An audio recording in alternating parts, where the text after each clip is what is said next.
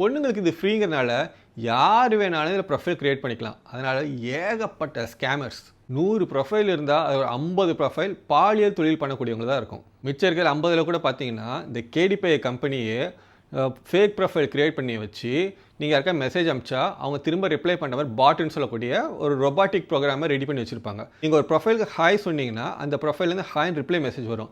ஆனால் ஒரு 2-3 மெசேஜ் நீங்கள் அனுப்பிச்சு முடித்த பிறகு அப்படியே சைலண்ட் ஆகிடும்.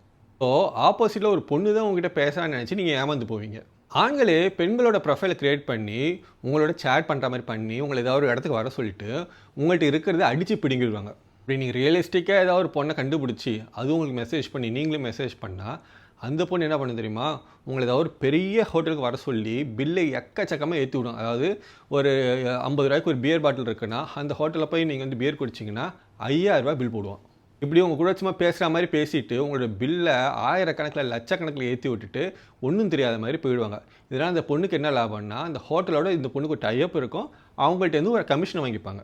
அதுவும் இல்லாட்டி டார்லிங் இதில் நீங்கள் இன்வெஸ்ட் பண்ணுங்கள், நான் இதில் இன்வெஸ்ட் பண்ணேன் எனக்கு பயங்கர பணம் கிடச்சிச்சு அப்படின்னு சொல்லி உங்களை கன்வின்ஸ் பண்ணி உங்களோட மொத்த பேங்க் அக்கௌண்ட்டையும் காலி பண்ணுவாங்க.